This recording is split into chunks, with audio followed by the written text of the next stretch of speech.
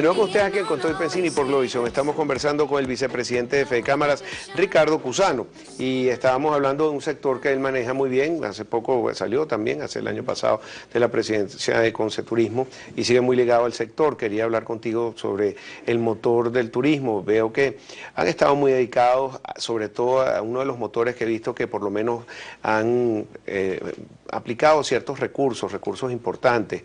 La ministra también ha estado muy encima de todo lo que es los conjuntos en Margarita, Canaima, algunos parques turísticos, pero no sé cómo es la participación del sector privado, si ustedes están también, si los han tomado en cuenta o no.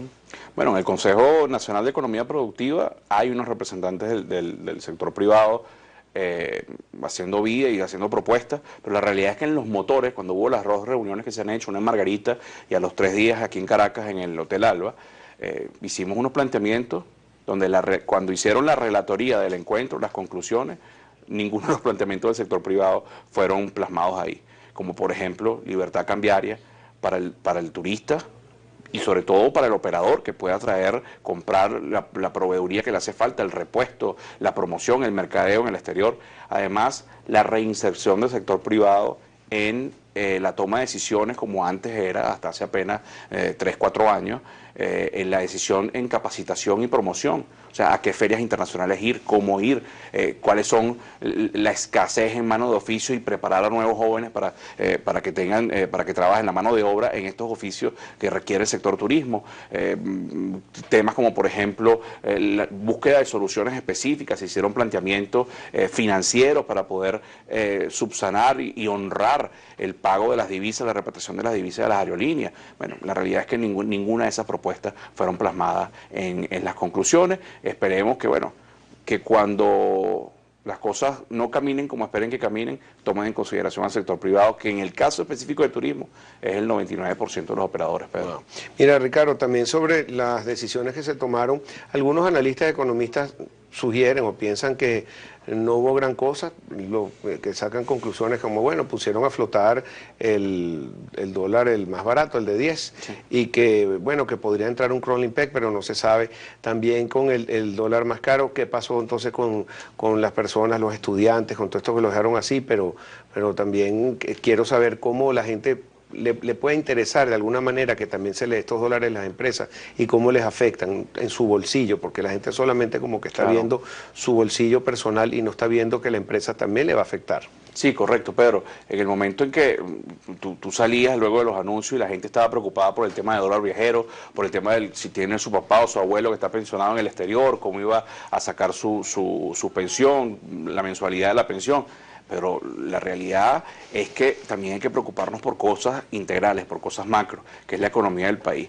Si el venezolano de a pie no entiende que si no existe que en la cadena productiva, para hacerlo en palabras sencillas, si el del transporte no tiene sus repuestos, fácil acceso a los repuestos, si el empresario, la máquina se le para y no tiene cómo acomodarla, pero además si la materia prima para producir, por ejemplo, no sé, los cuadernos para el próximo año escolar no llega, lamentablemente eso también se ve traducido. Y los anuncios que vimos fueron unos anuncios donde, bueno, dieron como el marco, pero no nos han dicho cómo es el procedimiento, si el sector privado va a poder intervenir ahí, y de ser así, cómo hacerlo, cómo ofertar, cómo solicitar las divisas.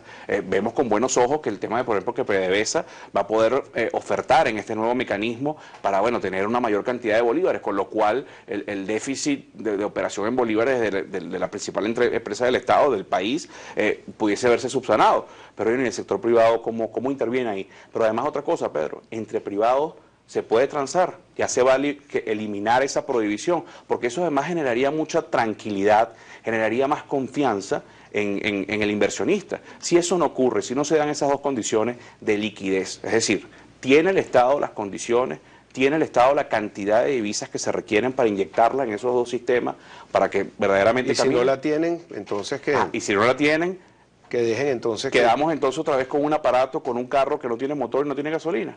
Era otra pregunta.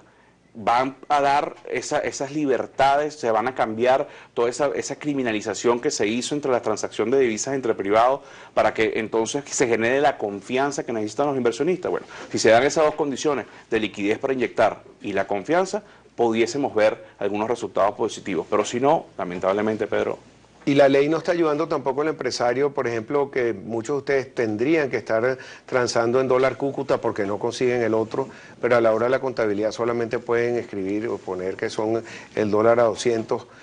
¿Cómo les está afectando a ustedes? ¿Hay posibilidad de que dejemos de tener un dólar Cúcuta, un dólar de frontera que no solo depende del dólar, sino de la fluctuación del peso dólar, sino que nosotros tengamos otra vez a un banco central suficientemente sólido y fuerte que pueda determinar el valor de nuestra moneda y no necesitar una página web para que determine cómo está? Eso es 100% posible siempre y cuando haya voluntad política para que eso ocurra, Pedro.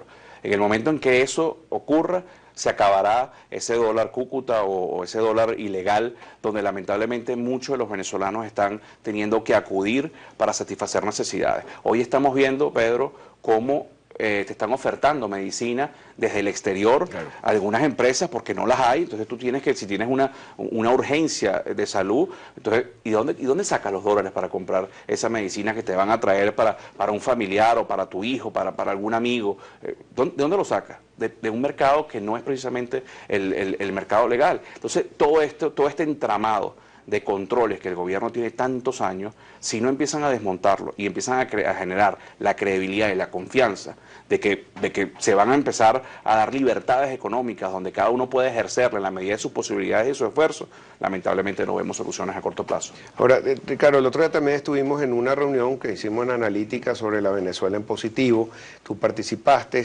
y hiciste uno de los comentarios que más le llegó a la gente, porque tú hablaste desde tu experiencia personal, sí, y tu experiencia social, desde tu hotel que está en el centro, y de gente que le hacías turismo político, que pudiste ayudar a mucha gente que se ganaba unos dolarcitos con los extranjeros, y sobre todo, uno de los cuando era legal transar entre privados, por claro, cierto. Sí.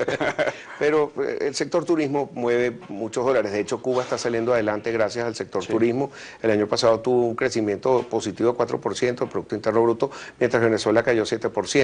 Ellos tuvieron un crecimiento sobre todo como un 20-30% en el sector turismo, que recibieron mucho más turistas. Imagínate este año con el espaldarazo que le va a dar Obama ahora, más de 110 vuelos que le están aprobando, y bueno, eso no se ve aquí, pero ¿tú no crees que también los cubanos que han tardado tanto en este momento ven una Cuba positiva, los que se han vivido todos estos 50 años, que empiezan a ver que salen adelante? ¿Tú qué le dirías a los venezolanos de tu punto de vista, no de cubanos, sino de tu experiencia social? Mira, Pedro, nosotros desde la institución, por eso es importante que también se considere, la institución día a día hacemos propuestas para tener un mejor país con mejor calidad de vida, más productivo, empresas más robustas en consideración, salarios y mayor cantidad de empleo y salarios decentes que le permitan a los venezolanos vivir. Fedecámara, ese es nuestro trabajo, más la defensa de los principios y valores de la empresa privada. Pero también ahora nos hemos abocado a esto de hablar en positivo de Venezuela, de buscar soluciones, pero además de enamorar al venezolano otra vez de su país, de sus posibilidades, de sus creencias. Porque lamentablemente pareciera que a veces hay políticas públicas que lo que buscan es la desesperanza del venezolano. Entonces, y bajo esas premisas no arranca ningún país. Si tú no tienes un norte en positivo, no vas a llegar a ese objetivo y vas a caminar siempre sobre un mar de llantos y de quejas, ¿no? Entonces, lo que estamos buscando es traducir estas experiencias personales. Mi vivencia fue interesantísima, cómo cambiamos realidades de personas que se dedicaban a delinquir, a cuidar turistas en una zona como fue el 23 de enero.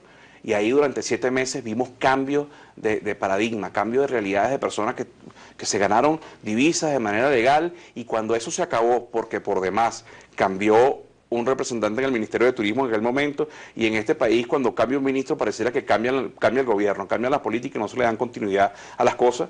Bueno, eso se acabó y a los meses vinieron a mí a preguntarme qué había ocurrido, porque ellos, y te lo decían de frente, yo cambié mi vida de delinquir gracias a una oportunidad. Entonces lo que queremos, y además te agradecemos que nos hayas invitado a esa discusión que tuvimos, esa Venezuela en positivo, lo que queremos es eso, buscarle las cosas buenas en medio de tanto problema para de una vez por todas promover una mejor Venezuela, pero sobre todo que los venezolanos que están en el exterior, que están forjándose, educándose y que están aprendiendo lo que significa ser competitivos, que en Venezuela tenemos muchos años sin competitividad porque hemos tenido un país subsidiado por la bonanza petrolera, y hoy estamos pagando las consecuencias de eso, darle las condiciones por las cuales se fueron, que regresen, darle unas condiciones de estabilidad para que esa experiencia que tuvieron en el exterior la traduzcan en Venezuela. Ricardo, muchísimas gracias, un placer tenerte aquí. Gracias y a ti, bueno, cuando tengas cualquier evento de la Venezuela en positivo, haznoslo saber. Más bien te doy las gracias a ti por haber asistido y ese toque personal tuyo que le imprimiste, que todo el mundo quedó como que recordando que Venezuela ha cambiado en estos últimos años y que nunca debemos olvidar la responsabilidad social que tienen las empresas, la responsabilidad social que tenemos todos con el país, con nuestros compatriotas venezolanos. La mayor Pedro, te robo un segundito, la mayor responsabilidad que podemos tener los empresarios es reconocernos igual con absolutamente todos los miembros del país. O sea, aquí no hay empresarios grandes y empresarios pequeños. Todos somos iguales, todos sufrimos lo mismo, pero además todos tenemos el mismo anhelo, que es producir para poder vivir mejor. Excelente, Ricardo. Bueno, nosotros vamos a ver Se Habla Verde y ya regresamos con más para ustedes aquí en Con Todo y Pensini, Globovisión.